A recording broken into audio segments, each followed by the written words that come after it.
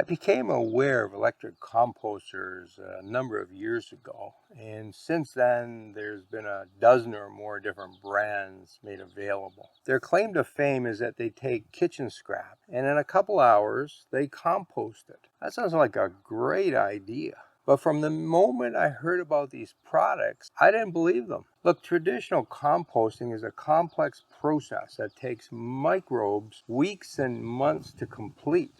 In fact, even finished compost isn't finished. It's still compost in your garden for years. And yet here's this device. You put the kitchen scraps in, turn it on, in 5 hours you have compost. I didn't believe them. So I had a closer look at the products and did a lot of testing on the products. And here's what I found.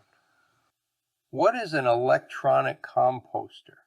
You may not have heard the term before. This category of products is still trying to find its footing and final marketing labels. They are also called food recyclers, food processors, or food digesters. Food scraps are placed in a bucket, the unit is closed, and it is turned on. An automated cycle dries the material and grinds it. The time needed for this depends on how much you put in and how wet it is, but most units take 3 to 5 hours. At the end of the process, you have something dry that still kind of resembles the food you put in. Some items turn into brown powder, while others stay quite chunky and fibrous. There is a bit of odor, but it is not unpleasant. Some units have charcoal filters that reduce the odor while it is exhausting the water vapor. The buckets are quite small. One that I tried had a 2-liter capacity or half a gallon, but that's a bit of an exaggeration since you can't fill it to the top. We produce very little kitchen waste, mostly orange rinds, banana peels, apple cores, some potato peelings, and a couple of eggshells, and we can fill it in 2 to 3 days. Do electronic composters compost? The answer is a clear no. Almost all the manufacturers of these units claim they make compost because that is a popular eco-friendly way to handle food scraps. Any company making this claim is using false advertising to sell its product. I found this ridiculous claim by one company. The machine runs for 5 to 6 hours. Yes, it's a while, but you're speeding up science, so let's have some patience. The only science it is speeding up is the drying of food. I contacted several manufacturers and asked them for proof that they compost. None had any. To be honest, they didn't even understand what composting is. The exception to the rule is the Vitamix food cycler, which is a more ethical company. They made it clear their machine doesn't compost. They reduce the volume of food waste and hope that their product diverts it from the landfill. Food Cycler also provided me with some analytical data for their end product that showed a total nitrogen level of 2.9% and a nitrate level of 0.005%. During composting, organic forms of nitrogen are converted to inorganic forms of nitrogen, mainly nitrate. These numbers confirm that composting has not yet started. These machines claim to run hot. The Nagual runs at 120 degrees Celsius or 248 degrees Fahrenheit. When I opened it during a process, it is not that hot, but it does have to be over 100 degrees Celsius to drive off the moisture. A hot compost pile is limited to 66 degrees Celsius or 150 degrees Fahrenheit so that the microbes are not killed off. The steam plus high temperature will sterilize the food scraps. Another reason why there is no composting. The bottom line is that these machines produce dried food scraps. Do electronic composters grind? Many of the products claim to grind the food as it's heated, but I did not find that to be true. The blades in the unit are not sharp, nor is the space between the blades and the fixed bar small enough to grind food. They rotate once per minute, and at best this can be called agitation or mixing. This also becomes evident when you look at the results. The material is not finely ground and contains a lot of larger pieces. Don't believe some of the pictures shown by the manufacturers. Do electronic composters produce fertilizer? The end product from the food cycler had an NPK of 2.9, 0.2, 0.6, but this depends a lot on the material being processed. It has a higher level of nitrogen compared to P and K. It also has sodium levels between 0.2 and 0.5%. Processed food and canned food tend to add high levels of sodium, which can be toxic to plants. The NPK from an industrial electronic composter at the Leiden University Medical Center kitchen was 2.7, 0.7, 1.0. Sodium levels were 1%, and the pH was 4.3. Electronic composters produce dried food scraps. Until this material starts to decompose, most of the nutrients are not available for plants. Most manufacturers of these products show how easy it is to take the dry material from their unit and apply it to potted plants. But I would not do that.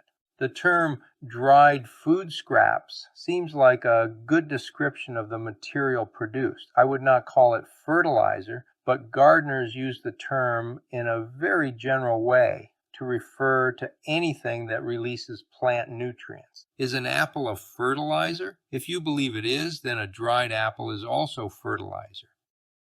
What are the eco-benefits of electronic composters? What can you do with food scraps? You can compost them yourself, and that is probably the best option. This can be either an outdoor compost system, vermicomposting, or even bokashi composting.